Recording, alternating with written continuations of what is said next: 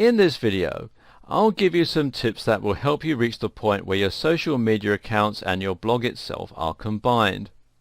Some of these will immediately take a mediocre and poorly functioning Twitter account and turn it into something that is gradually able to gain momentum. So after you've followed through on the advice from the previous video and established a strong brand across all platforms, the next thing to get to work on is setting up these relationships. This is crucial stuff, not to be skipped. The first thing to do is to make sure your site has a Follow Us on Twitter button. Even if you're only getting a small amount of traffic to your website, you might be making a big impression on some of those visitors. Adding a button that makes it easy for people to follow you on Twitter or that links to your Twitter profile will give those people an easy and familiar way to stay updated and to get more of your content. A lot of websites will forego this. Too often, bloggers and business owners recognize the importance of letting their visitors share the content they find and enjoy, but they don't give an easy way to follow them.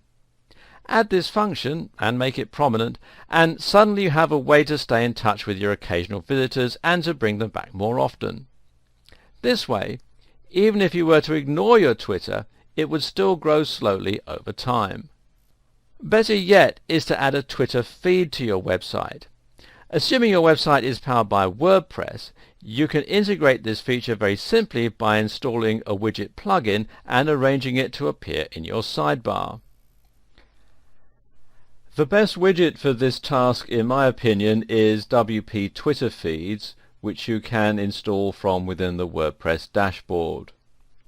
If you're unsure about how to do this, then ask your web designers, but note that this is a 2-minute job and should be charged accordingly. Once you have a Twitter feed, you not only have made it easy for people to follow you if they want to, but you also have given them a little taster of the kind of content they can expect from you if they do follow. This also has the nice added bonus of keeping your website looking active by filling it with new content. We briefly mentioned social sharing buttons as something most people should already know that they should do. Now, just to reiterate, you should do this. Social sharing buttons give your visitors an easy way to share the content they enjoy on your website, even if they aren't following you. This means that their entire audience will get to see that content and might be introduced to your brand for the first time. If you have a WordPress site, the best plugin I know of for this purpose is Shareaholic, which again you can install from within the WordPress dashboard. It not only lets your visitors follow you on Twitter, but on other social media sites like Facebook and Google+ as well. You should link all of your different social media accounts, but one of the most important ones to look at is Instagram. Why? Because Instagram and Twitter work very similarly and are perfectly designed to go together. Briefly, Instagram is a social media channel where you can share photos with light effects and filters added.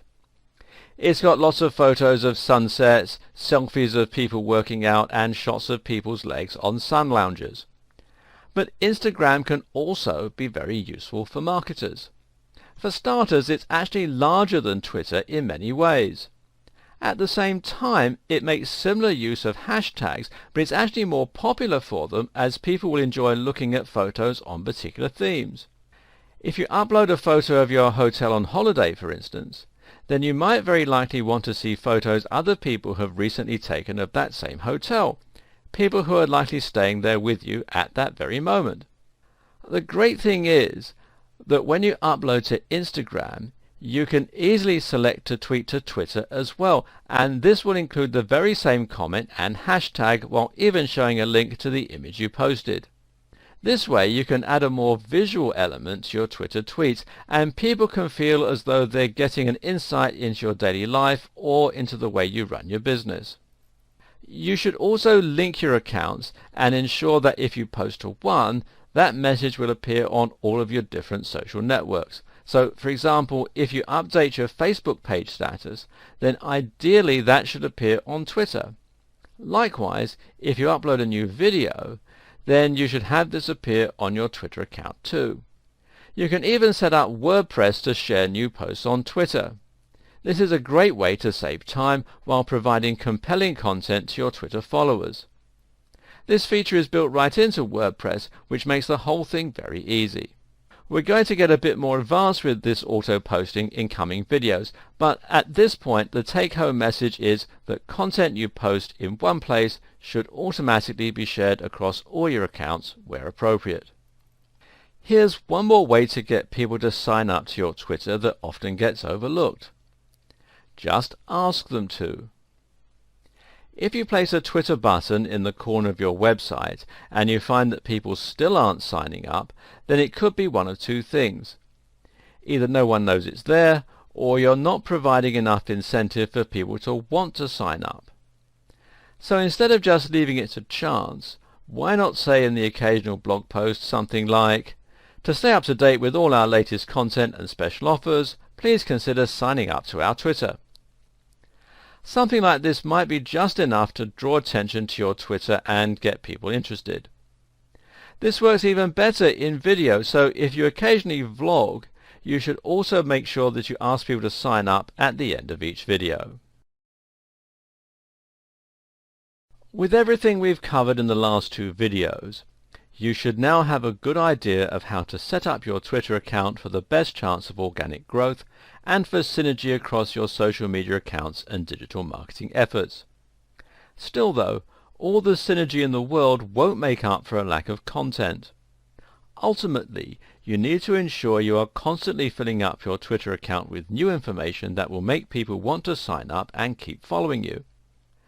When we discussed at the start of this series what most companies were doing wrong and where they found themselves, we found that they hadn't done anything to help users find their accounts or to sign up. But the other problem was that they didn't know what they were meant to be posting. Here are some examples of the kind of content you might find for an EPOS company posting. Now, EPOS is electronic point of sale, effectively a checkout system for a shop or store. Let's look at this first one. Do you want to serve your customers faster? Try our #EPOS, #point of sale, #checkout. Or this one. Are you ready for the holiday season? Make sure your #EPOS, #software can handle your increased turnover. Or, we're offering a 10% discount to new clients for this month only. Sign up now, and it gives the URL. Or what about this one? Our EPOS software is faster and more reliable than the nearest competition. #turnover, #security. You get the point. So what's wrong with this exactly? Well, it will be quicker to ask what's right with it. Ask yourself this. Would you follow that kind of Twitter account? What would be the point? If you were an existing customer, then seeing adverts for something you were already using wouldn't exactly offer much value. If you weren't an existing customer, well, it's likely you'd just be frustrated by the constant nagging. So the question you need to ask yourself is, what would your customers want to read? Well, the first question to ask is, who are your customers? The answer in case of an EPOS company would be business owners. This is a fantastic niche. Business owners have plenty in common with one another and a very clear and obvious area of interest. In short, there's lots of potential for content that is going to be highly intriguing to this audience. Posts on customer service, on new business technologies, on social media marketing, on pricing, and a whole lot more. You can provide some real value here with business tips and advice, and your audience will eat it up. If you run a fitness blog, then you should provide fitness tips, workout advice, diet ideas, and so on. If you run a blog on the martial arts, then discuss movies and your favorite martial arts films. Think of each tweet as a mini product and try to ensure that the reader benefits from it in some way, whether that's by being entertained or by learning something. For businesses, industry news can also prove very popular, especially if it facilitates teamwork between brands, which we'll look at shortly. Another approach to take is a little less on the nose. Instead of directly discussing your niche industry or service, you can talk about the lifestyle of people involved with your topic instead. In other words, you try to sell the idea that you're part of a community, and you post on subjects that might inspire or that your audience can relate to. This would work well for our EPOS company. It's likely they're a small team, and they probably work with a lot of other businesses that are also just starting out. This then puts them in the perfect position to tweet about their business. Maybe to show some behind-the-scenes photos of a new store that's setting up somewhere, or maybe to upload pictures of the team to Instagram at Christmas time wearing Christmas hats. This is inspiring and motivating for other young companies, and it subtly shows off what that EPOS service can offer without ramming it down everyone's throat. It can work even better for some commercial businesses selling useful things. Going back to the outdoors fitness company selling those running shoes, they can easily promote the outdoor lifestyle with Instagram pictures of people running on the beach or of hiking boots covered in snow. They could also tweet motivational sayings like, "Success is the last person to stop running."